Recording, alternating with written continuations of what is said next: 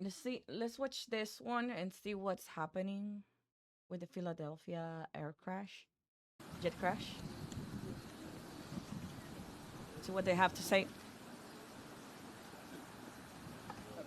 Did you guys hear that when she did that test? One more test, please. One more test, please.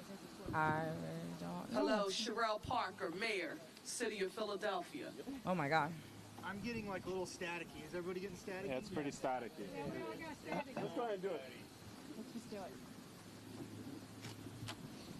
Let me just start by thanking you all for being here. Today is Saturday, February the 1st. I want to give you an overview of where we stand. This remains an ongoing investigation, so the situation remains fluid and active. Our Philadelphia Police Department, our Fire Department, Office of Emergency Management, first responders, with all of our local, state, and federal partners, they all worked through the night at this crash site. I want to Oh, personally you better. give my deepest thanks to each of them and my gratitude for their persistence. At this point, we can confirm that there were 6 souls on board the plane that crashed on Cotman Avenue last evening. Okay, so 6 A people were in the pediatric plane. patient, their mother, and a 4-person flight crew. A pediatric person. So she means a child? This was a medical transport plane that took off from our nearby Northeast Philadelphia airport, and it was only afloat for a very short period of time before something went terribly wrong and it crashed. The aircraft, a Learjet 55, it was en route to Missouri, according to our Federal Aviation Administration. I want to be very clear that the city of Philadelphia, we mourn Okay. their loss, and they are in our thoughts and in our prayers. We can also confirm that at least Holy one other shit. person perished in this tragedy, and this individual was in a car. We can confirm that there are also a number of other victims. But like, it was like a small jet. Wait, where was it? Where did it fall? Because I see there's a lot of cars. That car burned to ashes. Okay, let's see. So this is where it hit. I would have expected a bigger hole. Person perished in this tragedy, and this individual was in a car. We can confirm that there are also So it did hit a number car. of other victims who were injured in this incident, and they are being treated in area hospitals. And thus far, our So there count are is injured that there people, are 19 of injured course. victims. But again, this is not Shit! Look at that car and this one. So one person died? Yo, whoever was in this car, if they got out, holy The Jesus. investigation is ongoing. They Investigators got out? are pouring over the crash site right now. Further updates will be provided as soon as they are available, but I want to be clear that we will find a cause for this tragedy. Let me give you an update on utilities, gas, electric, and cable. PICO. Oh, she's we gonna know talk about electricity for the area.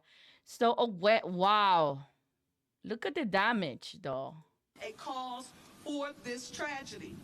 Let me give you an update on utilities, gas, But I don't understand where it landed because she showed something earlier that looked like the hole. And then, what is this? What happened here? Where is the hole in this picture? I don't see it. I don't see it at all. I don't see this. Where is this? Like this, where is it? I'm not joking. Where is it? Because then over here, I don't see it. I just see the car that's burned.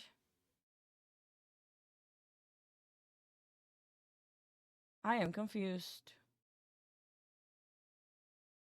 But anyways, does she says anything else? impacted area should have a problem moving to and from their home if necessary and they have to leave.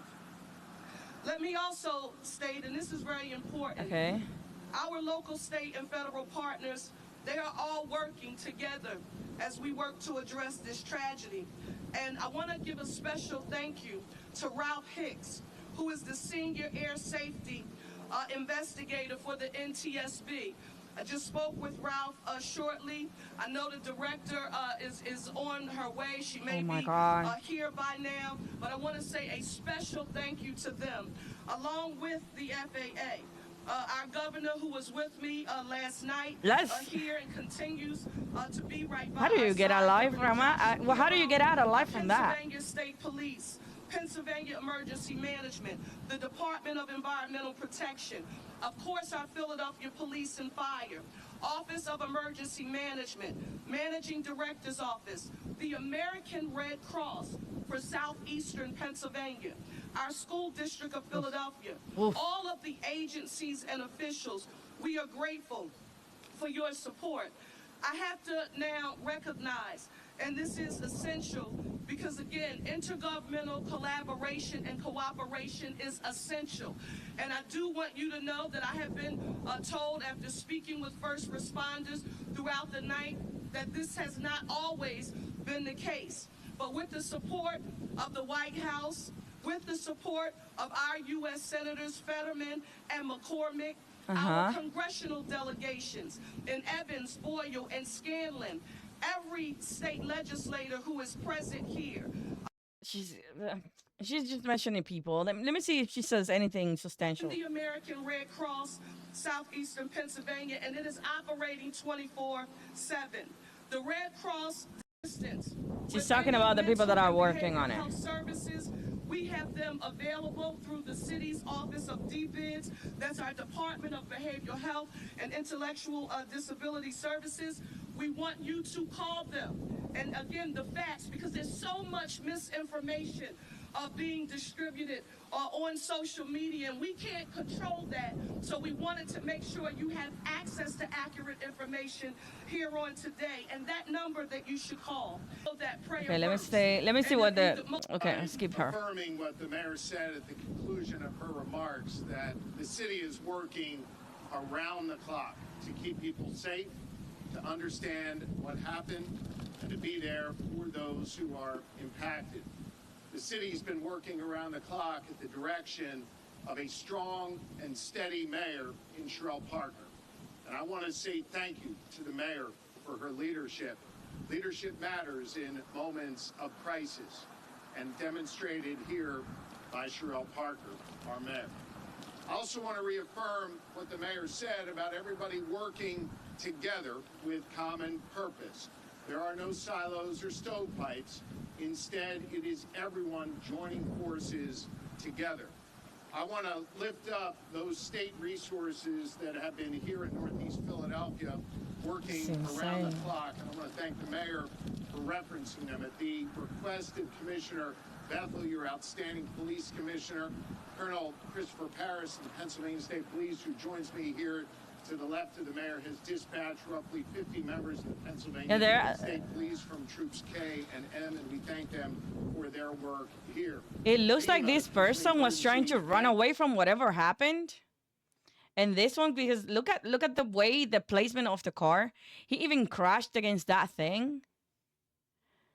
Or maybe he really got scared and accelerated the car. And look at that one. Authority has been on the he got out of the thing. Since last night under leadership of Director Randy Padfield, who slept here last night to work together with Director Teal and the other leaders. Yeah, imagine. The city has made sure the city of Philadelphia has. Imagine being one of those people that was nearby. PEMA and the Pennsylvania State Police and seeing all of this. You will think it's the end of the world. Tragedies, and we will bring our expertise to support the work happening here locally on the ground. As I mentioned last night, I've been in communication directly with the United States Department of Transportation Secretary, Secretary Duffy. He's asked. Anyways, I'm just glad that there were at least 19 people that they have been able to at least get them to the hospital and get them treatment. I'm sad about the 7 people that died, but at least they could save some people.